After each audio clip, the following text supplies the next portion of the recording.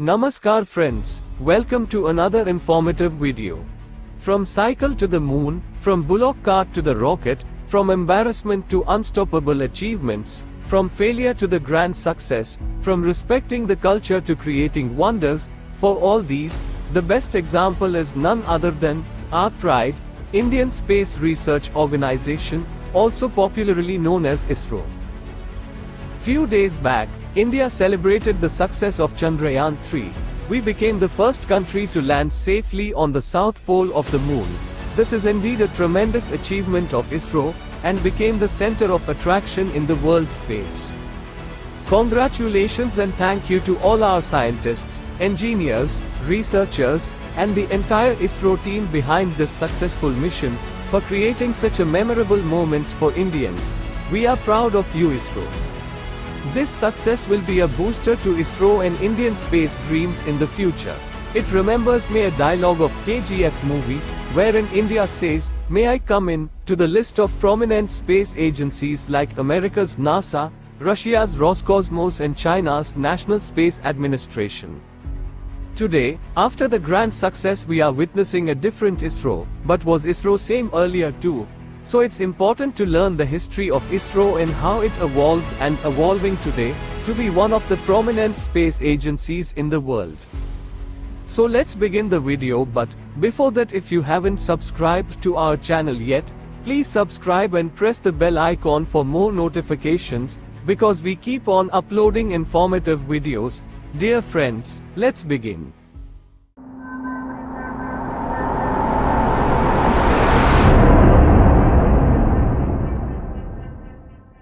ISRO, the Indian Space Research Organization, was established in 1969 under the guidance of Dr. Vikram Sarabhai. In terms of space companies founded, ISRO is the fourth space agency in the world, founded after America's NASA, France's CNES, and Pakistan's Suparco. Friends, you heard it right, our enemy Pakistan had founded their space agency named Suparco in 1961 itself. But ISRO was founded in 1969. Most probably, Pakistanis thought that they would fly rockets seeing America, but this is a different rocket, not the one we fly during Diwali. Anyways, jokes apart, if you want a complete video regarding the space agency of Pakistan, kindly let us know in the comments.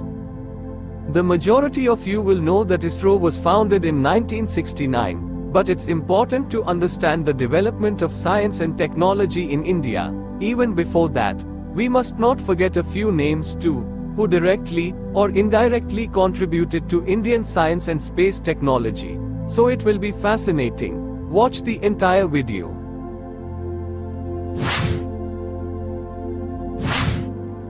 Modern space research in India can be traced to the 1920s, when scientist S.K. Mitra conducted a series of experiments sounding the ionosphere through ground-based radio in Kolkata. Later, Indian scientists like C.V. Raman and Meghnad Sahar contributed to scientific principles applicable in space sciences. After 1945, important developments were made in coordinated space research in India by two scientists, Vikram Sarabhai and Homi Jahangir Bhabha. In 1950, the Department of Atomic Energy was founded with Homi Bhabha as its secretary. It provided funding for space research throughout India. Later on, several universities and research institutes were established throughout the country. Space research was further encouraged by the Government of India. In 1957, the Soviet Union launched Sputnik 1, and opened up possibilities for the rest of the world to conduct a space launch. The Indian National Committee for Space Research, INCOSPR, was set up in 1962 by Prime Minister Jawaharlal Nehru on the suggestion of Dr. Vikram Sarabhai. Under the government of Indira Gandhi, INCOSPR was replaced by ISRO in 1969. Later in 1972, a Space Commission and the Department of Space was set up to oversee space technology development in India specifically. India joined the Soviet Intercosmos program for space cooperation, and got its first satellite Aryabhata in orbit through a Soviet rocket. After launching Aryabhata successfully, ISRO decided to develop its own rockets. Efforts to develop an orbital launch vehicle or rocket began, and it took 7 years for ISRO to develop a satellite launch vehicle capable of putting 40 kilograms into a 400-kilometer orbit. The satellite launch vehicle's first launch in 1979 carried a Rohini technology payload, but could not inject the satellite into its desired orbit. It was followed by a successful launch in 1980, carrying a Rohini Series 1 satellite, making India the 7th country to reach Earth's orbit after the USSR, the US, France, the UK, China and Japan. ISRO's Liquid Propulsion Systems Center, LPSC, was set up in 1985 and started working on a more powerful engine, the Vikas engine, based upon the French Viking. Friends, when we talk about the Vikas engine, we must remember Nambi Narayanan because he and his team built this engine from the acquired technology from France, which was tested successfully in 1985. At the same time, another solid-fueled rocket-augmented satellite launch vehicle, ASLV, was being developed, and technologies to launch satellites into geostationary orbit. ASLV had limited success and multiple launch failures. It was soon discontinued.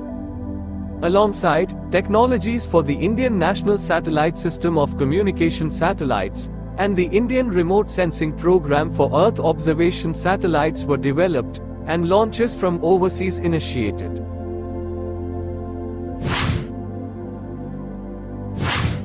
The arrival of PSLV in the 1990s became a major boost for the Indian space program. PSLV enabled India to launch all of its low Earth orbit satellites, small payloads to geosynchronous transfer orbit, and hundreds of foreign satellites.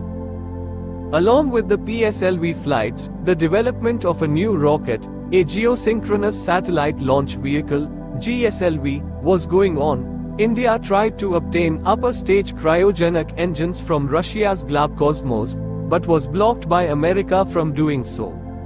ISRO was under American government sanctions between the 6th of May 1992 and the 6th of May 1994. As a result, KVD-1 engines were imported from Russia under a new agreement, which had limited success, and a project to develop indigenous cryogenic technology was launched in 1994, taking 2 decades to reach fulfillment. After America refused to help India with GPS technology during the Kargil War, ISRO was prompted to develop its own satellite navigation system, IRNSS, which it is now expanding further.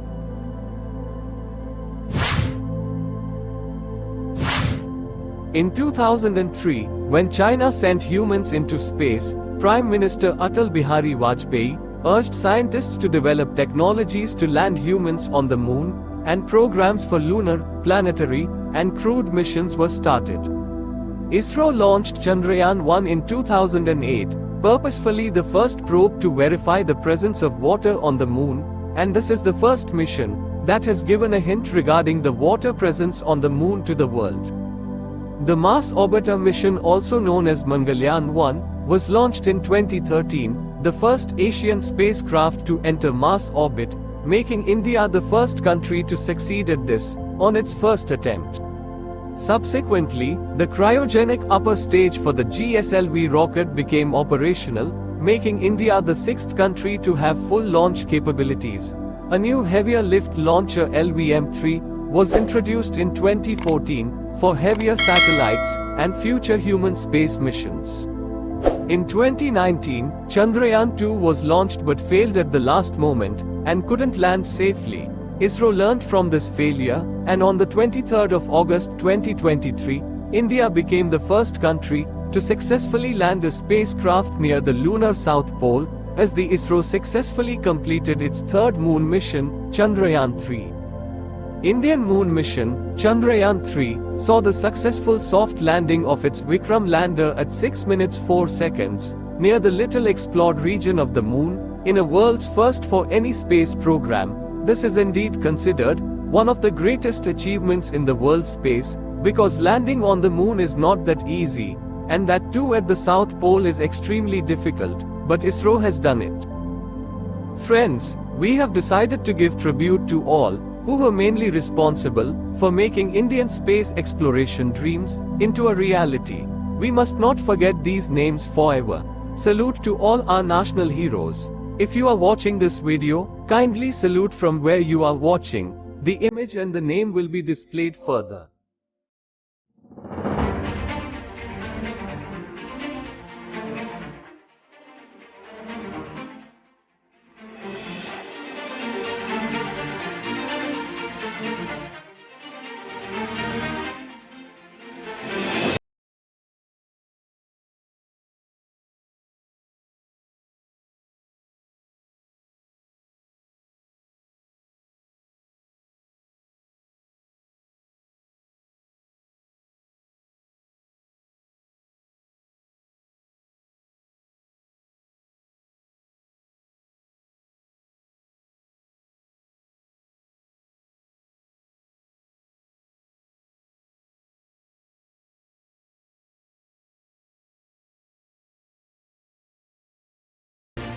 Thank you for watching this video. We hope this video was very informative for you. We tried to explain you as simple as possible. If you need further videos related to ISRO, like the future programs by ISRO or the impact of Chandrayaan 3 on the Indian economy and the future of Indian space, kindly let us know in the comments. If we get a good response, surely we will make separate videos.